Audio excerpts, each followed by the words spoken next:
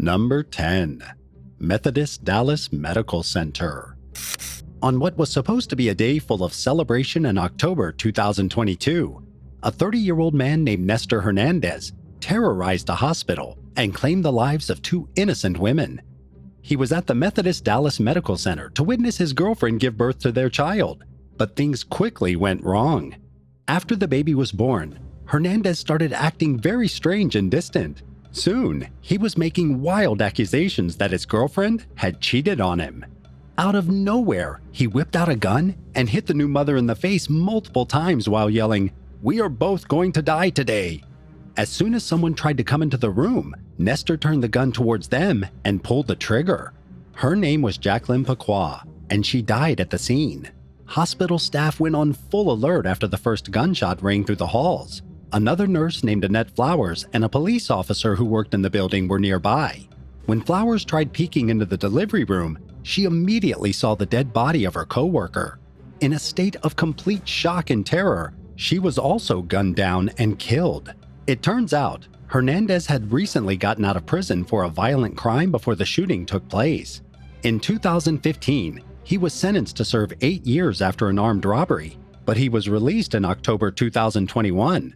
Who knows? If he had served his full sentence, maybe this tragedy could have been avoided. Number 9. Pepper spray. In October 2021, authorities from the Marion County Sheriff's Department were called to an ER after a woman started acting crazy. The person in question was Melissa Ann Kennedy Fegley. The 54-year-old had been riding in a car with a supposed male friend when the behavior initially began. According to Melissa, the man told her that it wouldn't be long before he moved out of town and left her all alone. After this statement, she said he drove like a madman, causing her to slam her face into the vehicle's dashboard multiple times. Melissa claimed that her friend was trying to crash and injure the both of them. While she told this narrative, officers took note that at several points in her story, she could have just walked away, but never took the opportunity. The man's point of view was very different. He said that after telling Melissa he was going to move, she got incredibly upset. The woman pulled out a bottle and pepper sprayed him. Out of instinct, he did his best to push her away. When police questioned him, he had bright red burns all over his arms and face. This gave a lot more weight to his side of the story than hers. Fegley was arrested inside the emergency room after getting her injury treated. Her court date was set for June 15th of that year, and it's not clear what came of it. Number 8. Mercy Medical Center. Early in December 2022, 3 women were arrested at the Mercy Medical Center's emergency room in Springfield, Massachusetts. The last thing people expect when going to the hospital is unnecessary violence. Most of the time, patients go to get treated after experiencing it somewhere else. But on the 5th of that month, Naziri Arroyo, Charisse Bermudez, and Annalise Davis brought their problems into the hospital. A police officer already at the scene witnessed an obvious disturbance between the women while their injuries were being treated. They had already been in a fight earlier that day that involved a knife, but authorities were even more concerned when they found a gun in one of the girls' cars. Miss Arroyo has since been accused of stabbing Bermudez, while Davis has come under fire for possessing a firearm without proper authorization. We'll have to wait to see how this case progresses. As of December 16th, there have been no further updates. All 3 women in their 20s are facing charges for their involvement in this case, though. Number 7. Dr. David Dao.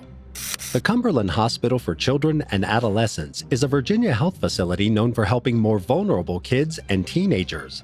Sadly, one of the former workers at Cumberland, Dr. Daniel N. David Dao, was accused in December 2022 of taking advantage of multiple patients. Many of the young individuals treated at the facility have intense medical needs. Some have severe brain injuries or uncommon behavior disorders, while others are chronically ill. Over 36 previous female patients of Dr. David Dao have come forward with claims that they were sexually abused while under his care. They say that during exams, David Dao would touch them inappropriately however he pleased. One victim, who's been nicknamed KJ while the case proceeds, told a local news outlet that she felt a huge sense of relief after finding out the doctor was finally going to face consequences. She said that it felt as if he had some kind of psychological hold over her for all this time. but that's gone now. As of now, Davidoff has been taken into police custody.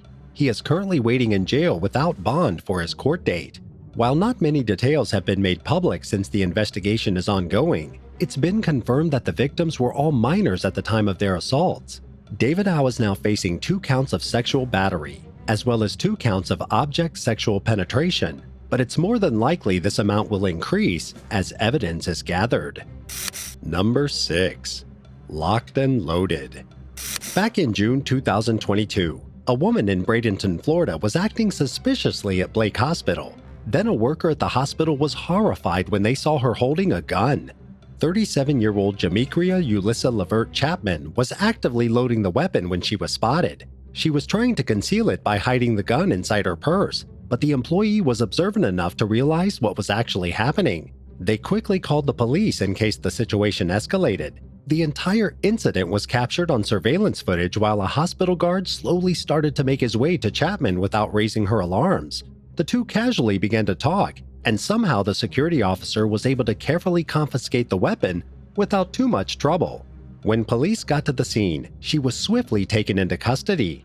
Authorities praised the hospital staff for their extreme professionalism and caution while handling this incident. The firearm in question was a semi-automatic and had the full potential to cause serious damage if provoked. She also had dozens of bullets with her too. Chapman was charged for her actions, resulting in 2 felonies on her record: possession without a permit and bringing a gun into a hospital. What would you do if someone pulled out a gun while you were in the hospital? Do you think you'd run or try to take them down? Tell us in the comments below and hit subscribe while you're at it. Number 5. Imposter. You don't really think to question whether or not the people around us are supposed to be there or not. Well, this story might rewire your brain just a bit. In mid-2022, 35-year-old Ashkan Amir Soleimani snuck into a California hospital. But here's the kicker: he wasn't actually injured. Nope. This man pretended to be a patient by asking employees at the Encino Hospital Medical Center for help with his anxiety. His cry for help quickly turned into attempted murder, though, as he whipped out a knife and let loose. Ashkan was able to stab 2 innocent nurses and a doctor before he was stopped. A dental hygienist named Param Sadat was able to lock the attacker inside a nearby storage room until police got to the scene. Sadat says he only grew scared of the man when they made eye contact. He says there was no reaction whatsoever in Ashkan's eyes, just nothing. At about 5 p.m. that day, officers were able to arrest him. The 3 people who'd been hurt were all driven to a trauma facility to treat their injuries. 2 of them were released shortly after, but the 3rd was in worse condition. Doctors believed he'd make a recovery, though. The motive behind this attack remains unclear despite months having passed. To the best knowledge of investigators, it doesn't seem like the attacker knew any of the victims previously. Ashkan has been formally charged with 3 counts of attempted murder and is currently being held in jail on a $3 million bail. Number 4. Kidnapped. In July of 1998, a parent's worst nightmare came true when a child was taken from them. Shannara Mobley and Craig Aiken were heartbroken when their baby girl Kamaya went missing in the hospital after being born. The person who took her is 52-year-old Gloria Williams. Williams admitted to dressing up and pretending to be a nurse at the Jacksonville hospital in order to get access to the children. After seeing the baby, she put her into a bag and secretly made her way out of the building. The reason she kidnapped Kamaya was because she was battling extreme depression and suffering heavily in an abusive relationship. People have done crazier things while going through less, but that doesn't make what Williams did right. After taking the baby home, she went on to raise the girl for 18 years as if she were her own daughter. Kamaya was even given a different name during her childhood while growing up in Walterboro, South Carolina: Alexis Manigo. The only reason Williams told her where she'd actually come from was because Kamaya wasn't able to get a driver's license without proper identification like a social security card or birth certificate. When Kamaya found out her true origins, she confided in a close friend. It must have been pretty hard to believe that everything you'd known about where you'd come from was a lie. It didn't take long for authorities to hear the news of the kidnapping, and Kamaya's birth parents were also notified. For 18 years, they had no idea what had happened to their child. For all they knew, she could have been dead. Despite the obvious and insane crime that Williams committed, Kamaya still loved the woman who raised her and didn't want her to go to prison. At Williams' first court hearing, she pleaded with the judge to give a reduced sentence, but a punishment had to be dealt. For kidnapping a baby and raising it, Gloria Williams was given 18 years in prison. Number 3. Mount Carmel St. Anne's Hospital. In April 2021, a man was searched at the Mount Carmel St. Anne's Hospital in Ohio. 27-year-old Miles Jackson had previous warrants out against him, and police were patting him down before a custody exchange. The man had been picked up by paramedics who had discovered him completely unconscious in a random car. Suddenly, during the search, an officer realized that Jackson had a gun hidden in his pants. Panicked, he yelled to his partner to make sure the suspect's hands were firmly behind his back. A struggle then broke out and was captured on the cops, Andrew Howe and Ryan Critchbaum, body cams. Jackson eventually told them that he'd comply, but it was too late. He was hit by one of the policeman's stun guns. This caused him to fall onto the ground, wriggling in pain before a loud shot rang through the air. The cops told Jackson to drop his weapon, and he told them that he already did but was terrified to move. Before anyone fully realizes what's happening, another stun gun goes off, then another shot rings out. Police then open fire on the suspect. Hospital staff later declared Jackson dead while no one else was injured. The Westerville police chief put both Howe and Critchbaum on administrative leave following this incident. In a statement, he said that proper accountability will be taken if any policy violations are discovered. Number 2. John Arzay. On April 23, 2018, 27-year-old John Arzay was getting treatment at the MedStar Montgomery General Hospital. He was there as a psychiatric patient, but it soon became obvious that he had much more deep-rooted problems. When a nurse came into John's room to give him a beverage, he quietly shut the door behind her, stopping the woman from leaving. He then tried to sexually assault her as she loudly screamed for help. Luckily, he wasn't able to force himself on her because other members of the hospital staff heard her pleas for help.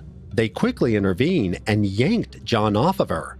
When police got to the scene, she told them that the patient had forcefully yanked down her pants and could have easily done more if he hadn't been stopped. Meanwhile, John told a different story. He claimed that he only grabbed the woman's butt once, but went back to his bed after she told him no.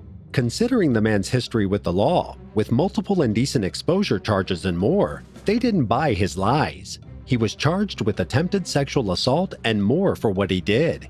If found guilty, John Arzay could spend up to 40 years behind bars. Number 1. Michael Lewis. On June 1, 2022, an enraged man burst into Oklahoma's St. Francis Hospital with death in his eyes. 45-year-old Michael Lewis had one target in mind, Dr. Preston Phillips. A few months before, the surgeon had done an operation on Michael's back. When the surgery was complete, he complained many times about intense pain. He called the hospital and was even able to meet with the doctor again. Just 1 week after his visit, though, he already was complaining about needing more help. Michael was fed up with his pain being ignored. The angry man stormed into the building with a gun. While Dr. Phillips was the one he was after, it seemed like he just wanted everyone to suffer. He took the lives of 4 people that day and injured a few more. At one point, he couldn't get past some doors that were blocked, so he just fired right through them. At about 4:58 p.m., Michael killed himself, and the massacre was finally over. Police recovered 37 bullet casings from the scene of the crime. Some of the victims included a hospital receptionist, as well as a man who'd gone in with his wife for her appointment. The shooter's family was shocked by his actions. His niece, who discovered a letter Michael had written before leaving, was practically speechless. She said it would have been one thing if he had just taken himself out, but to kill and harm so many others in the process, it was just crazy.